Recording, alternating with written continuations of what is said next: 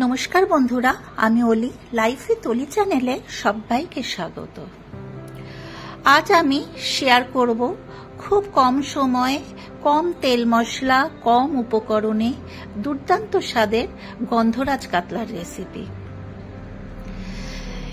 এই দুর্দান্ত গরমে গরম ভাতের সঙ্গে কিন্তু এর স্বাদ অসাধারণ লাগে। তাহলে সম্পূর্ণ ভিডিওটি দেখার অনুরোধ রইল। তাহলে চলুন দেখে নেওয়া যাক এই গন্ধরাজ কাতলার রেসিপি আমি কিভাবে বানাচ্ছি। গন্ধরাজ কাতলা বানানোর জন্য এখানে আমি 6 পিস কাতলা মাছের পিস নিয়েছি। তো খুব ভালো করে মাছটাকে ধুয়ে নিয়েছি আর মাছটাকে ম্যারিনেট করব। তার দিয়ে দিলাম আমি কাঁচা সরষের তেল, নুন আর হলুদ দিয়ে দিলাম। কাঁচা সরষের তেলটা দিলে কিন্তু মাছটা ভাজার সময় মাছটা কড়াইয়ের গায়ে লেগে যায় না। তো এইভাবে আমি মাছটাকে ম্যারিনেট করে নিচ্ছি।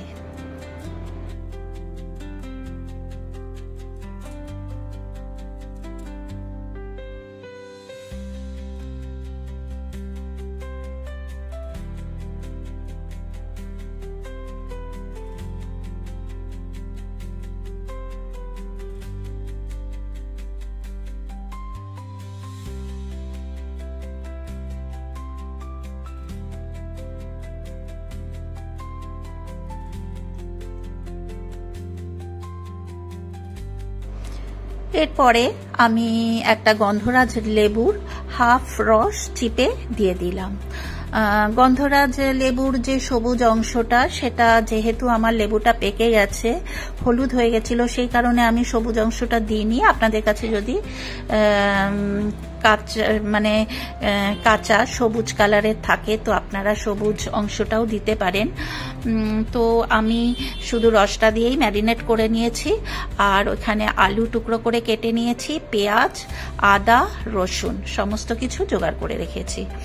এরপর আমি কড়াই বসিয়ে দিয়েছি, একটা ফ্রাইং প্যান। ওতে আমি সর্ষের তেলও অ্যাড করে দিয়েছি। সর্ষের তেল গরম হয়ে গেছে। 2 টিস্পুন সর্ষের তেল আমি দিয়েছি। তেলটা গরম হতেই আমি মাছের পিসগুলো এক এক করে দিয়ে দিচ্ছি।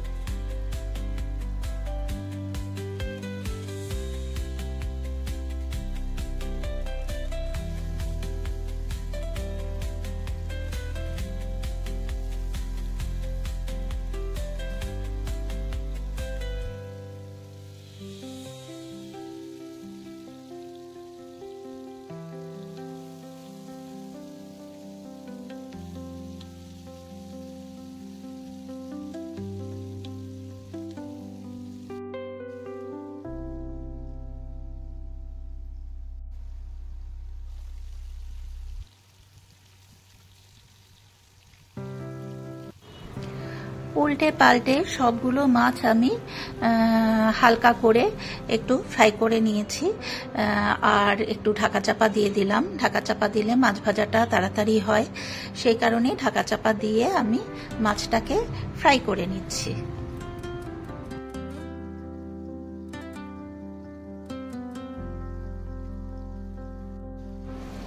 ঢাকা চাপা খুলে দিলাম। সবগুলো মাছ কিন্তু আমার হালকাভাবে ফ্রাই হয়ে গেছে। আপনারা যদি একটু কড়া করে মাছ ভাজা পছন্দ করেন, কড়া ভাজা করতে পারেন। আমার কড়া ভাজা অত বেশি ভালো লাগে না। আমার মনে হয় কড়া মাছ ভাজলে মাছের যে টেস্টটা সেটাই চলে যায়। সেই কারণে আমি হালকা করে ফ্রাই করে নিয়েছি। তো মাছগুলো আমার ভাজা হয়ে গেছে। আবারও ঢাকা চাপা দিয়ে দিলাম। দিয়ে আমি মাছগুলো একটা পাত্রে তুলে নিচ্ছি।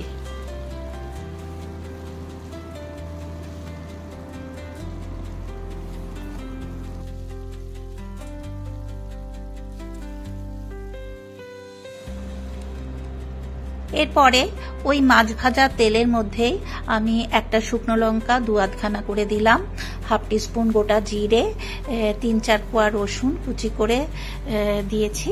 তো আমি একটু ফ্রাই করে নিলাম, বেশ সুন্দর একটা ফ্লেভার বেরিয়েছে। তারপরে আমি কুচি করে রাখা পেঁয়াজ ওর মধ্যে অ্যাড করে দিলাম।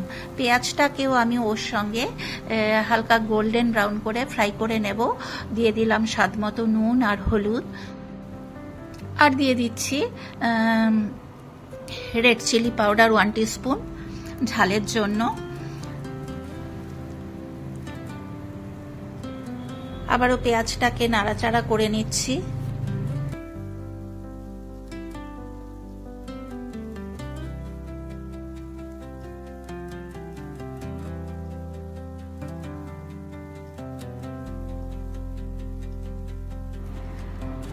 পেঁয়াজটা আমার ভাজা হয়ে গেছে। এরপরে আমি 1/2 ইঞ্চি আদা একটা গ্রেটারের সাহায্যে গ্রেট করে দিয়ে দিচ্ছি।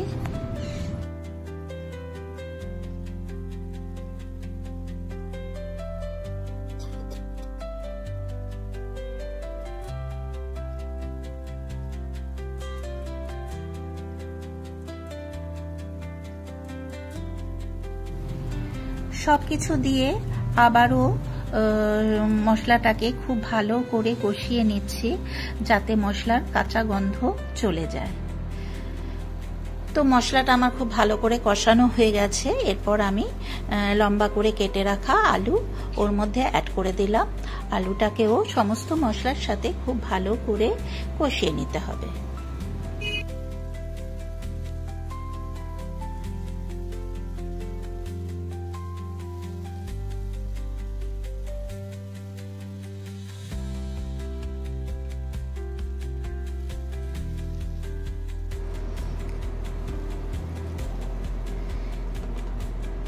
এরপরে ঢাকা চাপা দিয়ে আলুটাকে কুক করে নেব মিনিট 3-4 সময় ধরে।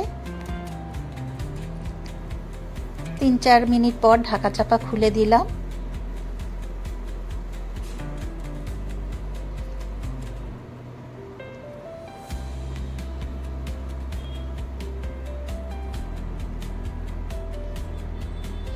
আলুটা পেঁয়াজের সাথে খুব ভালো করে কষিয়ে নিলাম।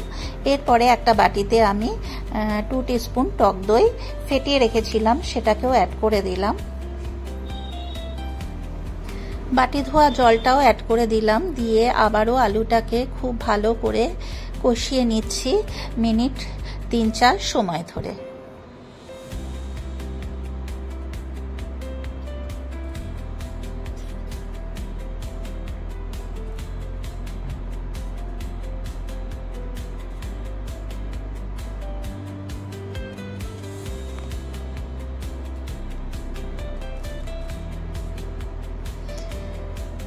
ঢাকা চাপা দিয়ে আমি আরও 3-4 মিনিট আলুটা কুক হতে দিলাম, যাতে আলুটা খুব ভালো করে সেদ্ধ হয়ে যায়।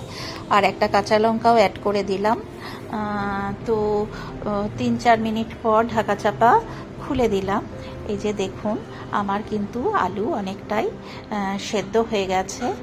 এরপরে আমি ভেজে রাখা মাছ ওর মধ্যে অ্যাড করে দেবো।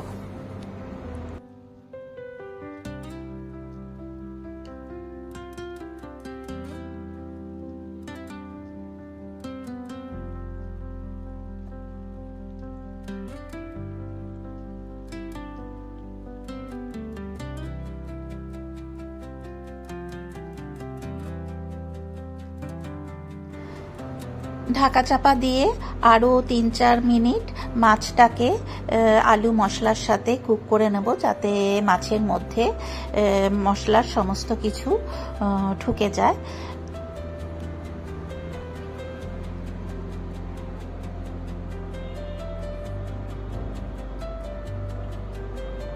মাছটাকে ঝোলের মধ্যে ডুবিয়ে দিলাম।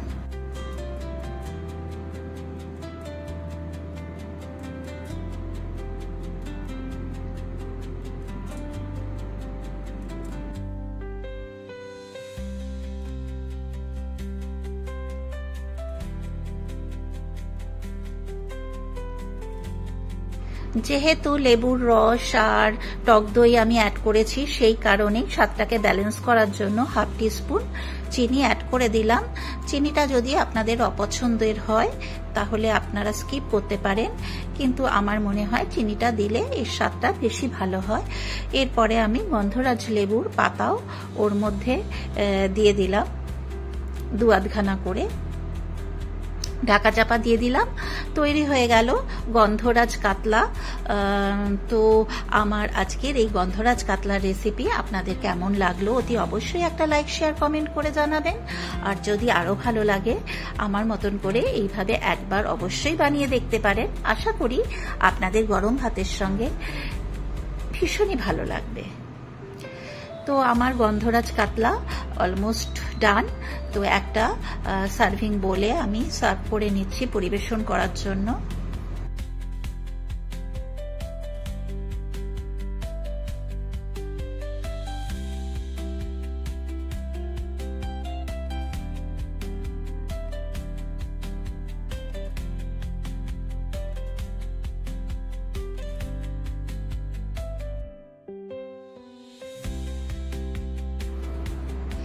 এই হচ্ছে আমার গন্ধরাজ কাতলার ফাইনাল লুক। কেমন হয়েছে অতি অবশ্যই একটা লাইক শেয়ার কমেন্ট করতে ভুলবেন না। যারা আমার চ্যানেলে নতুন, এখনো পর্যন্ত আমার চ্যানেল সাবস্ক্রাইব করেনি, তাদেরকে আমার চ্যানেল সাবস্ক্রাইব করার জন্য অনুরোধ রইল। আর পাশে যে বেল বাটনটা আছে সেটাতে প্রেস করে দেবেন, তাহলেই আমি নিত্য নতুন যা যা ভিডিও আপলোড করব সেগুলোর নোটিফিকেশন খুব তাড়াতাড়ি আপনাদের কাছে পৌঁছে যাবে। তাহলে আজকের মতন এই পর্যন্ত। এরপর আমি হাজির হব অন্য কোনো দিন অন্য কোনো নতুন ভিডিও নিয়ে। আপনারা সবাই সুস্থ ও ভালো থাকবেন। ধন্যবাদ।